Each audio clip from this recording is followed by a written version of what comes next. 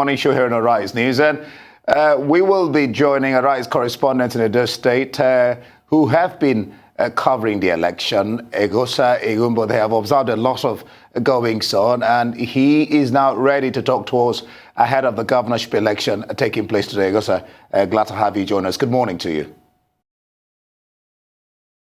Good morning, Indy. All right, fine. Bring us up to speed with latest developments on the election today in Edo State. Right. So as we speak, at the Emokpa Model Primary School here on Mission Road in Benin City, and all appears set for today's elections. Gladly, the electoral officers are here even before time, and this is in compliance or in following the directive of the INEC chairman when he said last week that the electoral officers should be here before the voters themselves, as against the tradition of voters coming to wait for them. Now, that is something that perhaps one would want to give INEC a pass mark for, because for the first time we're seeing voters coming to meet the INEC officials on ground. And then again, everywhere appears calm. Before this morning, there's been restriction of movement in Benin City. That's at 12 midnight today.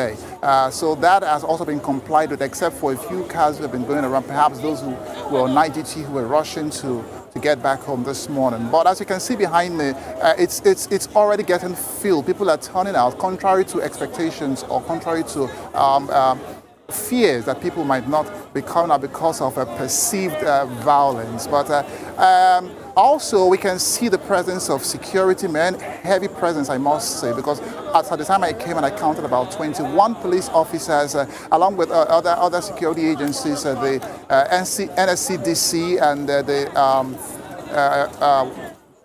VIO and other agencies are on ground to ensure security is beefed up here. So at the moment, people are still coming in. We're expecting more people to come in as the time, because already the election is supposed to start at 8:30 and should end at 2:30. So for now, people are still being expected. The INEC officials are putting things in place. They are set. In fact, they have already set up, just waiting for the kickoff. Oh, Elsa, thank you so much for that update. If you could, I know you mentioned in your first answer there, but if you could kind of give us a pulse of the feeling of tensions. We know that earlier this week, the leaders of both leading parties, that is, of course, Governor Obaseki and, of course, his challenger, Pastor Isaiah Yamu, both signed a peace accord initiating their intention to keep this entire process as peaceful as possible. As it stands now, we do know it's quite early on in the voting day. What is the feeling like on the streets there, and how long can we expect this to last? When do polls close today? Okay, polls are supposed to close at 2:30 today, but of course, once you're already on the queue before 2:30, you will be allowed to vote. But talking about the polls, I can tell you that people are in high spirit. A lot of people are out here already. I mean, we saw people moving about, from 6:30 this morning, and they're all heading to their polling stations. And I can tell you, I'm almost certain that this election will be peaceful.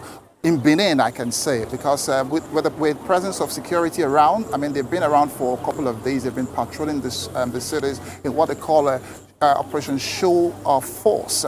So that's sending a strong signal to those who intend to perpetrate or perhaps disrupt the electoral process today. Of course, talking about the peace accord and the intervention by the Oba Benin, that has been highly commended, and we're hoping that they will keep to the terms of the agreement. So much is at stake today. We're talking about the integrity of INEC. We're also talking about the integrity of the security agencies, and we're also talking about the integrity of the political parties, the candidates themselves. How much have they spoken to their candidates, to their supporters, and how much of this talking will have an impact or have an effect in today's elections? These are the things that we'll be seeing here today. And then again, don't also forget that this is the first time that we're having an election, a major election like this within the context of the COVID-19 pandemic. Now we can already see that face masks are being distributed at the entry point, and then we're also seeing hand sanitizers being administered to them as they come in. So these are some of the things we'll be looking out for here today, and I can almost say that, I mean, all has started well. Elsa IGUNBOR, thank you very much for that update. I'm sure we'll be speaking to you throughout the course of the day. Thank you so much for your update there.